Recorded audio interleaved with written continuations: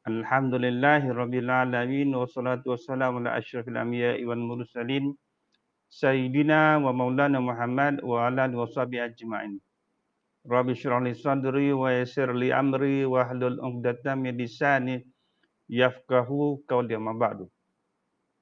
Assalamualaikum warahmatullahi wabarakatuh. Para penuntun yang dirahmati Allah Subhanahu wa taala. Alhamdulillah kita dapat bersiaran lagi pada malam ini, malam Jumaat. Masih lagi untuk membicarakan atau menafsir surah Al-Fatihah ayat yang ke-7 yang berbunyi a'udzubillahi minasyaitonirrajim ghairil maghdubi 'alaihim waladdallin. Amin. Para penonton yang dirahmati Allah Subhanahu wa taala. Dalam penafsiran yang panjang ini kita telah banyak mengupas atau banyak mendapat maklumat berkaitan tentang perkara-perkara yang Allah benci. Perkara-perkara yang Allah tak suka. Amalan-amalan yang Allah tak suka. Kebencian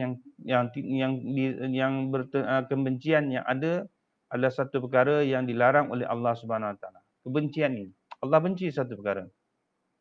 Sebab kita minta daripada Allah Subhanahu Wa Taala agar kita terhindar daripada perbuatan yang Allah benci. Bila kita terhindar daripada perkataan yang Allah benci, maka kita mengelakkan daripada perbuatan tersebut. Dan banyak lagi ayat-ayat atau hadis-hadis dan perkara yang dibahaskan oleh Nabi SAW yang diperkatakan oleh ulama-ulama Islam yang muktabar, yang membicarakan tentang perkara-perkara yang Allah benci, Allah tak suka, Allah marah ini bertepatan dengan isi kandungan atau bertepatan dengan tafsiran surah Al-Fatihah ayat yang ke-7, ghairul maghdubi 'alaihim waladdallin. Di pada malam ini kita masih meneruskan lagi sebab ada banyak perbicaraan yang ingin kita diketengahkan berkaitan dengan ayat tersebut. Jadi untuk itu kita nak lihat ataupun kita nak menyambung berkaitan dengan perkara-perkara Allah benci sebagaimana yang dinyatakan oleh Allah Subhanahu Wa Taala yang khususnya dalam surah As-Sajdah ayat yang ke-32, ayat yang ke-22. Surah yang ke-32 dalam Al-Quran, ayat yang 22 dalam surah As-Sajdah. Apa yang Allah nyatakan dalam surah As-Sajdah? Yang saya nak terangkan tentang maknanya terus. Iaitu, dan siapakah yang lebih zalim daripada orang yang diperingatkan, orang yang telah diperingatkan dengan ayat-ayat Tuhannya, kemudian dia berpaling darinya. Sesungguhnya kami akan memberikan balasan pada orang-orang yang berdosa. Dalam ayat tersebut, Allah jelas menyindir, memaklum tentang perbuatan zalim. Apa itu perbuatan zalim? Benda yang telah nyata, kejahatan, tapi dibuat. Zalim dah tu. Allah kata, dan siapakah yang lebih zalim? Kita sebut, orang tu zalim, orang ni zalim, orang si fulan tu zalim. Tapi Allah terangkan yang lebih zalim ialah siapakah orang yang paling zalim. Allah beri jawapan lagi, walaupun Allah menyoal, Allah juga beri jawapan. Orang-orang yang zalim sisi Allah Ta'ala ialah orang yang telah diberi peringatan. Melalui ayat-ayat Al-Quran, melalui firman Allah Ta'ala dan kandungan Al-Quran yang begitu panjang lebar, tetapi masih lagi melakukan perkara tersebut. Iaitu oleh orang zalim. Dan Allah nyatakan bahawa sesungguhnya kami akan berikan balasan pada orang-orang yang zalim ni. Dengan balasan apa? Balasan dosa. Oleh itu, kita nak meneruskan pembahasan kita berkaitan perbuatan yang dipanggil zalim ataupun amalan yang Allah benci. Yang pertama di sini ialah orang yang mudah menerima khabar yang tidak jelas, sumber atau menyebarkan sumber yang tak jelas. Dalam surah ayat yang lain, surah Al-Hujurat, Allah menerangkan tentang tentang syarat-syarat ataupun perlakuan yang penting tentang berita. Mana-mana berita yang datang, inja akum fasikum binaba'in, jika datang pada kamu seorang fasik dan satu berita, maka Allah kata fatabayyanu, selidik.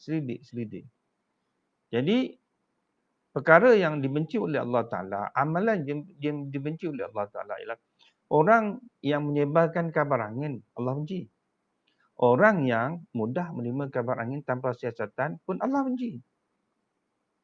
Ini dua-dua kebencian ni.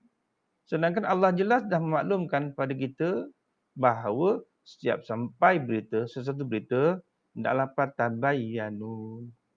Apa maksud fatabayyanu? Selidik kebenarannya. Walaupun mengambil masa sedikit, selidik kebenarannya. Sebab bahaya dengan kabar-kabar tersebut boleh membawa kepada perpecahan, boleh membawa kepada pergaudahan, boleh membawa kepada perselisihan. Jadi jelas Allah sebut dalam surah Al-Hujurat ayat ke-40, surah yang ke-49 ayat ke-6. Saya nak jalankan tentang makna dalam ayat tersebut. Wahai orang-orang yang beriman. Ya ayyuhallazina amanu. Jika seseorang yang fasik datang, in ja'akum fasikum binaba'in, bila datang orang fasik kepada kamu, siapa itu orang fasik? Orang yang kamu tidak yakin kebenaran kata-kata dia. Orang yang betul-betul yakin, al-amin lain ni yang tak yakin. Ada kemungkinan dia berbohong, ada juga kemungkinan dia berkata benar. Sebab dia pernah berkata bohong dan juga pernah berkata benar. Dan Allah kata, apa yang Allah kata? Allah ajar kita cara menerima berita. Cara menerima maklumat. Cara menerima segala data-data. Pengesahan data penting. Data itu mesti disahkan. Bagi orang yang terlibat dalam bab kajian-kajian akademik dan sebagainya, bila mereka mengumpul data, prosedur pertama dalam pengumpulan data ialah membuat pengesahan, validity dan pengesahan dan kebolehpercayaan data tersebut. Kesahan data, kebolehpercayaan data. Sah dulu. Bila sah, dah buat screening, dah keluarkan outliers dan sebagainya, maka barulah dianalisis. Dalam kajian akademik pun dah jelas menurut kata-kata Allah Subhanahu Wa Taala. Kena sahkan, kena sahkan, kena sahkan. Bukan terus terima apa saja yang dapat, apa saja yang sampai. Begitu juga dalam pemberitaan, dalam surat khabar sebagainya. Berita-berita yang disampaikan oleh wartawan perlu disahkan dahulu. Takut akhbar tersebut atau sumber berita tersebut ataupun organisasi tersebut disaman. Sebab saman sekarang bukan berpuluh ringgit, ratusan ringgit, mungkin sampai tahap juta. Suatu kita panggil ada editor. Apa edit? Pengeditnya, mengatur kebenaran tersebut. Ya Allah kata, jika seseorang yang fasik datang kepada kamu membawa satu berita, maka tugas kamu mudah. Teliti kebenarannya. Wujudkan kesahihan dahulu. Jangan terus percaya, wujudkan kesahihan dahulu. Agar kamu tidak mencelakakan satu kaum kerana kebodohan kamu. Di kita, Allah kata orang yang menerima maklumat tanpa diperiksa, orang tu orang bodoh. Orang yang bodoh, orang yang dungu, orang yang jahil, orang yang bangang. Sebab ini kata-kata Allah Subhanahu Wa Taala. Allah dah kata dah, selidik dulu kesahihan dulu. Siasat dulu kebenarannya. Bukan terus terima maklumat demi maklumat, maklumat demi maklumat. Jadi maklumat ni pelbagai sumber. Ada yang sahih, ada yang turut tambah, ada yang sampai-sampai, ada yang betul, ada yang dan sebagainya. Mula-mula cerita tentang seekor lipas. Sampai dua tangan kedua, tangan ketiga, tangan keempat, daripada seekor lipas bertukar menjadi seekor kerbau. Seekor kerbau cerita lagi, berubah lagi menjadi seekor gajah. Pada asalnya hanya nampak seekor lipas. Tapi orang yang ke-15 nampak seekor gajah. Kan jauh beza gajah dengan lipas. Tapi seronok untuk menukar tambah, seronok untuk menambahkan cita rasa, seronok untuk menambahkan perisa, supaya orang yang mendengar berasa terhibur, maka dia tambah lagi. Sedangkan ceritanya lain. Allah kata orang yang membawa berita pun salah. Orang yang mendengar berita tanpa diselidik pun salah. Jadi orang yang mendengar berita terus percaya, Allah kata orang itu orang yang bodoh. Apa sebab itu? Sebab takut berita tersebut mendatangkan kemudaratan pada orang lain. Sehingga Allah kata, yang akhirnya kamu akan menyesal perbuatan itu. Ini menyesal tentang perbuatan. Sebab dah penyesalan. Kata-kata orang tua lama kata, telajak perahu boleh diundur. Telajak kata, padah rasanya. Jadi ini padah. Kata Allah tersebut dalam surah Al-Hujurat. Dah ada dah. Norma-norma kehidupan manusia dulu dan sekarang ini sama. Tetapi ayat Allah Ta'ala telah pun ada sejak dulu sampai kiamat. Syarat-syarat prosedur mengurus tentang maklumat. Jadi dalam hal ini memberi mudarat pada yang lain. Orang yang tidak bersalah. Saya nak ambil contoh tentang perkara yang pertama tadi. Bagaimana tentang pemberitaan yang tidak tepat. Dan ini pernah berlaku zaman Nabi SAW. Iaitu berlaku pada isteri Rasulullah SAW bernama Aisyah radhiyallahu anha. Aisyah radhiyallahu anha ini seorang ummul mukminin. Ibu bagi orang yang beriman. Siapa-siapa yang mengaku diri beriman, maka ibu mereka ialah Aisyah radhiyallahu anha. Ibu mereka ialah Khadijah binti Khuwailid. Ibu mereka Zainab Jahsy. Ibu mereka Sofiyah. Ibu mereka dan sisi Rasulullah dipanggil ummul mukminin, ibu pada orang-orang yang beriman. Dan berita ini berlaku, peristiwa ini berlaku, keadaan ini berlaku, situasi ini berlaku pada dalam rumah Nabi sendiri bernama Aisyah radhiyallahu anha, isteri baginda yang tersayang. Pada tahun 6 Hijrah, Nabi telah membawa satu angkatan perang di satu tempat dipanggil Mustalik, Bani Mustalik. Perang Mustalik pada tahun 6 Hijrah. Nabi sebelum pergi berperang, isi-isi kadang ikut. Tapi Nabi pilih, Nabi buat undian. Dan dalam undian tersebut, terpilihlah Aisyah radhiyallahu anha. Maka Aisyah ini dinaikkan dalam satu hudash. Maknanya dalam satu kenderaan, ada tempat duduk, tertutup. Hudash namanya. Kan? Yang bergerak zaman-zaman raja-raja dahulu kan. Ada nampak dipikul oleh orang, kemudian gajah pun itu juga. Di filem-filem India atau filem-filem Thailand dulu. Nah, ada satu macam bilik yang didukung, yang dibawa di atas badan gajah. Hudash. Di situ Aisyah badannya dimaklum seorang wanita yang kecil, yang kurus. Seorang wanita yang kurus. Anak Abu Bakar As-Siddiq radhiyallahu anhu. Bapanya seorang sahabat besar. Orang kanan Nabi SAW dan orang yang dijamin oleh Allah Ta'ala untuk masuk syurga Allah Ta'ala. Bayangkan dalam pelajaran yang lalu, saya telah membawakan bagian seluruh hadis Nabi mafhumnya. Nabi bercerita tentang Abu Bakar As-Siddiq. Nabi selalu cerita tentang kebaikan sahabat-sahabat.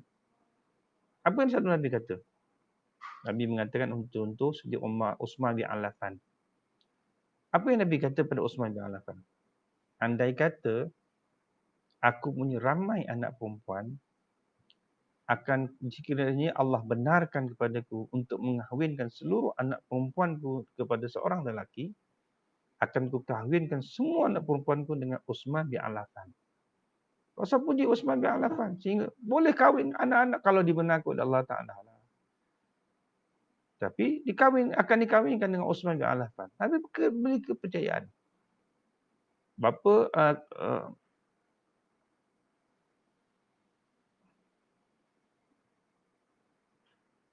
anak-anak Nabi SAW, ramai yang wanita, ramai yang perempuan. Maka ketika itu, antaranya ada dua orang anak Rasulullah dikahwinkan dengan Utsman bin Affan. Bila seorang anaknya meninggal, isi Utsman bin Affan, maka dikahwinkan anak yang lain. Antaranya Ruqayyah. Ya, antaranya kemudian bila Ruqayyah wafat, dikahwinkan dengan Ummu Kalsum, anak Rasulullah SAW. Jadi Abu Bakar pula Nabi puji yang lain lagi. Banyak Nabi puji yang lain. Sehingga Nabi kata tentang Abu Bakar As-Siddiq, sekiranya Abu Bakar dibawa ke syurga, seluruh pintu-pintu syurga akan berkata pada Abu Bakar, "Ya Abu Bakar, masuklah melalui pintu-ku. Ya Abu Bakar akan masuklah melalui pintu-ku ini." Sama ada pintu puasa, pintu jihad, pintu solat akan memanggil-manggil Abu Bakar. Sebab satu penghormatan bagi pintu-pintu syurga yang dimasuki oleh Abu Bakar As-Siddiq. Bagaimana kelebihan sahabat bernama Abu Bakar As-Siddiq radhiyallahu anhu. Jadi Aisyah radhiyallahu anha ialah anak pada Abu Bakar ni. Dan Aisyah pula ummul mukminin. Walaupun Rasul tak sebut tentang antara orang yang dijamin masuk syurga ialah Aisyah radhiyallahu anha, tapi bila sebut ummul mukminin, ibu bagi orang beriman, secara makrufnya, secara jelas dan tuntas mengatakan memang Aisyah ialah ahli syurga. Dia pun difitnah. Ketika mana dalam peperangan Bani Mustalik, tentera Islam menang, dan dalam perjalanan balik singgah suatu tempat untuk berehat macam R&R yang tidak sama seperti R&R hari ini, berhenti sementara untuk masing-masing sama ada melepaskan hajat ataupun berehat dan sebagainya. Jadi Aisyah radhiyallahu anha turun dari Hudaj. Kemudian pergi menunaikan hajat. Jauh sebab dia seorang wanita, isteri Rasulullah. Jadi pada ketika itu belum ada lagi arahan bertutup bernikah. Nampak orang kenal ini Aisyah radhiyallahu anha, isteri Rasulullah. Jadi bila sampai saja selesai menunaikan hajat Aisyah radhiyallahu anha, balik ke tempat perkemahan. Bila balik terkejut. Sebab tak ada orang lagi dah. Semua dah bergerak. Maknanya rombongan Nabi SAW telah bergerak tanpa menjadi Aisyah tidak berada di atas hudasnya. Kenapa mereka sangkakan Aisyah sudah ada? Sebab Aisyah ni ringan, kurus. Bila bawa tak terasa, mungkin ada dalam tu. Tak ada siapa yang nak tanya sebab Aisyah seorang yang menepati janji. Aisyah terlewat, sebabnya keikutkan keadaan Aisyah tak terlewat. Tetapi ini ketentuan Allah Subhanahu Wa Taala, ujian Allah Taala.